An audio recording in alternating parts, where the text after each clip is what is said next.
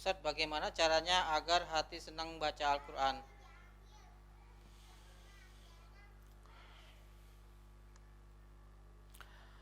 Jamaah sekalian yang saya hormati, eh, keimanan pada level yang paling tinggi dinamakan siddiq. Maka umat yang paling mulia bernama Abu Bakar Siddiq radhiyallahu anhu.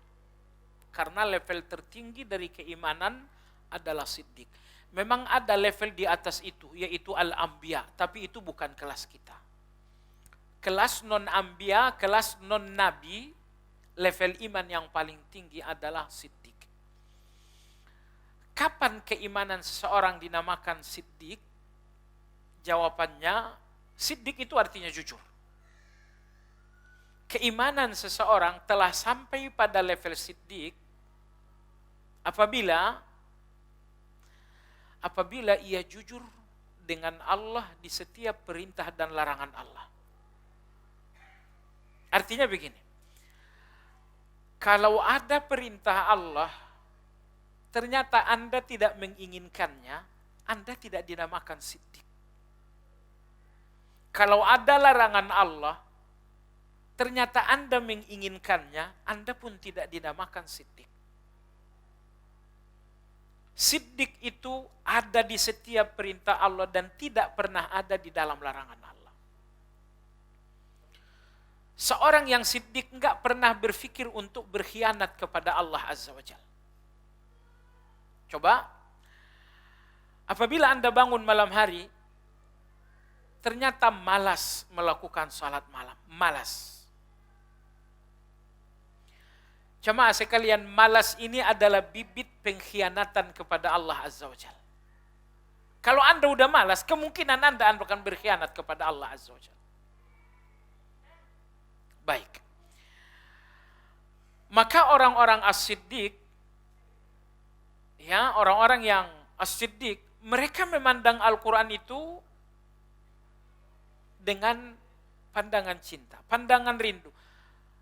Enggak ada berat hati mereka sama sekali dengan Al-Quran. Baiklah. Tadi pertanyaan bagaimana agar kita selalu dekat dengan Al-Quran. Pertanyaan ini, jawaban yang pertama adalah mujahadah. Apa itu mujahadah? Melawan.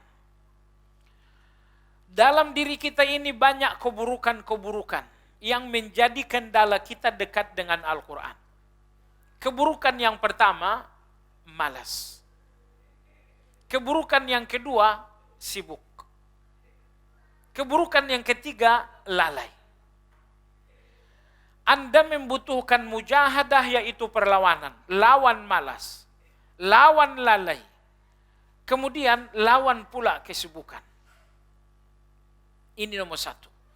Sepanjang kendala Anda untuk Al-Quran, kendala terbesar Anda adalah diri Anda sendiri. Dan yang mampu melawan kendala tersebut adalah Anda sendiri. Jadi kalau begitu, kedekatan dengan Al-Quran yang pertama adalah dengan mujahadah. Kalau Anda nggak pernah melawan malas, Anda nggak pernah memiliki Al-Quran ini. Tengah malam Anda nggak melawan malas, Anda nggak berhasil mendapatkan tahajud. Selesai subuh Anda nggak melawan malas, Anda nggak bisa membacakan zikir pagi. Rata-rata Anda tidak memiliki kebaikan karena Anda nggak mampu melawan malas. Sehingga kalau ada yang bertanya siapa manusia yang paling lemah, jawabannya dia adalah orang yang tidak mampu melawan malas. Itulah orang yang paling lemah, nggak mampu melawan malas. Anda tidak pernah produktif dalam bidang apapun kalau malas ini masih di ternak. Anda nggak akan produktif dalam membaca Al-Quran. Anda nggak akan produktif dalam sholat. Nggak akan produktif dalam segala hal kalau malas ini nggak dihilangkan. Hilangnya malas dengan dilawan. Baik. Perlawanan terhadap malas ini yang dinamakan dengan mujahadah. Baik. Yang kedua, agar Anda lebih akrab lagi dengan Al-Quran, Anda membutuhkan motivasi yang lebih besar. Ini yang dibahaskan oleh ulama kita dengan targhib. Anda membutuhkan motivasi yang lebih besar. Karena kalau kita tidak mengetahui untung yang besar, kadang-kadang kita nggak mau bertransaksi. Kita nggak mau berdagang. Tapi kita melihat satu keuntungan yang besar, sehingga kita pun berjuang untuk bertransaksi. Lihatlah keuntungan besar dalam Al-Quran ini. Sekiranya Anda melihat keuntungan yang sangat-sangat besar dalam Al-Quran, Anda akan jatuh hati kepada Al-Quran, sehingga Anda nggak mau berpisah dengan Al-Quran. Anda nggak mau berpisah dengan Al-Quran. Jadi nomor 2 adalah motivasi. Di mana Anda dapatkan motivasi ini? Anda dapatkan motivasi ini di dalam ilmu. Lebih banyaklah menghadiri kajian, dan lebih banyak lagi lah membaca buku. Ingat, pelajari apa yang menjadi kelemahan Anda. Kadang-kadang kita datang kajian, dan kajian ini nggak menyentuh apa yang menjadi kelemahan kita. Kita mencari nasihat, tapi kadang-kadang nasihat ini tidak cocok dengan penyakit kita. Kalau penyakit Anda bahwa Anda tidak dekat dengan Al-Quran, Anda membutuhkan nasihat untuk itu. Anda membutuhkan kajian untuk itu. Anda membutuhkan buku untuk itu. Jadi nomor 2, galilah motivasi yang lebih banyak melalui ilmu, melalui membaca, dan melalui nasihat-nasihat. Yang ketiga, kadang-kadang Anda pun membutuhkan ancaman. Coba lihat anak kecil. Pertama sekali anak kecil kita motivasi. Kamu kalau belajarnya baik, nanti dibelikan mainan. Pertama sekali kita mengarahkan anak dengan motivasi. Kalau anak tidak bisa diarahkan dengan motivasi, ujungnya kita mengancam. Kalau sampai nggak belajar, awas. Mengancam ini yang dinamakan dengan tarhib. Kita dalam banyak hal membutuhkan ancaman-ancaman itu. Butuh ancaman. Contoh misalnya, saya kalau nggak ngaji Quran, kalau saya jauh dari Al-Quran, apa ancamannya? Nah, ini nomor 3. Pelajarilah ancaman-ancaman kalau jauh dari Al-Quran. Dan ingin saya katakan, cukuplah ancaman bagi orang yang jauh dari Al-Quran bahwa Nabi mengeluhkan mereka. Allah berfirman dalam Al-Quran, وَقَالَ الرَّسُولُ يَا رَبِّ إِنَّ قَوْمِ اتَّخَذُوا هَذَا الْقُرْآنَ مَهْجُورًا. Dan Rasul itu berkeluh di depan Allah, Rasulullah SAW. Apa yang dikeluhkan Nabi di depan Allah? Inna qaumi ittakhadhu hadzal qur'ana mahjura. Ya Allah, kaumku ini meninggalkan Al-Quran. Meninggalkan Al-Quran. Saya pernah mendengarkan ulasan dalam satu ceramah yang disampaikan Syekh Al-Qahtani. Beliau mengatakan, kapan seseorang dinamakan meninggalkan Al-Quran?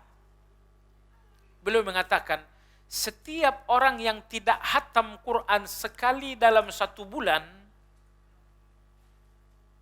dia dinamakan meninggalkan Al-Quran.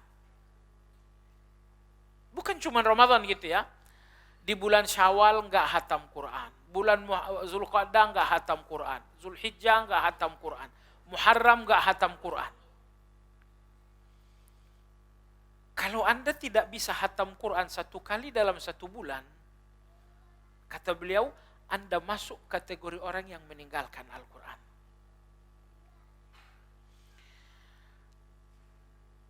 Kita punya kelalaian yang sangat buruk. Kita nggak pernah punya agenda untuk Al-Quran. Sehingga kita baca Al-Quran sedapatnya. Jemaah sekalian, maka mulai hari ini Anda nggak mau bukan menjadi orang yang dikeluhkan oleh Nabi. Maka jangan tinggalkan Al-Quran. Oleh sebab itu mulai hari ini, berikan Al-Quran itu agenda Anda. Agendakanlah 1 juz 1 hari. 1 juz berapa halaman? 20 halaman. 20 halaman dalam 1 juz, silahkan dibagi dalam keseharian. Kalau misalnya Anda salat 5 waktu, 20 bagi 5 sama dengan 4. Kalau selesai salat Anda mau membaca Al-Quran 4 halaman, selesai subuh 4 halaman, selesai zuhur 4 halaman, selesai asar 4 halaman. Kalau Anda mampu melawan kesibukan untuk 4 halaman setiap selesai salat, positif setiap hari Anda membacakan 1 juz. Kalau 1 hari 1 juz positif, 1 bulan Anda hatam 1 kali. Subhanallah. Kalau Anda mau 1 bulan 1 juz 1 hatam, berarti 1 tahun 12 kali hatam. Kalau usia yang tersisa ini misalnya 5 tahun lagi, sudah berapa kali Anda hatam Al-Quran? Demi Allah jamaah sekalian, begitu banyak orang-orang yang menjumpai Allah tanpa pernah hatam Al-Quran. Dan begitu banyak orang yang menjumpai Allah hanya 1 kali hatam Quran. Maka mulai hari ini, berikan Al-Quran itu waktu terbaik Anda. Berikan Al-Quran itu agenda Anda. Maka bertekadlah mulai hari ini bahwa Anda akan khatam Quran 1 kali dalam 1 tahun. Atau 1 bulan. 1 kali dalam 1 bulan. Ini yang ketiga. Anda mungkin butuh ancaman. Kemudian yang keempat, agar Anda lebih dekat lagi dengan Al-Quran, saya ingin katakan jamaah sekalian, di antara motivasi terbesar untuk dekat dengan Al-Quran adalah kemuliaan. Setiap orang yang punya hubungan khusus dengan Al-Quran akan diberikan oleh Allah kemuliaan. Baiklah. Lalu yang terakhir, yang keempat, agar Anda bisa lebih dekat lagi dengan Al-Quran, kalau begitu bentuklah sahabat-sahabat Al-Quran. Anda membutuhkan orang yang sebanyak mungkin memberikan Anda motivasi untuk banyak membaca Al-Quran. Bikinlah grup-grup Al-Quran. Wallahu tabaraka wa ta'ala a'lam.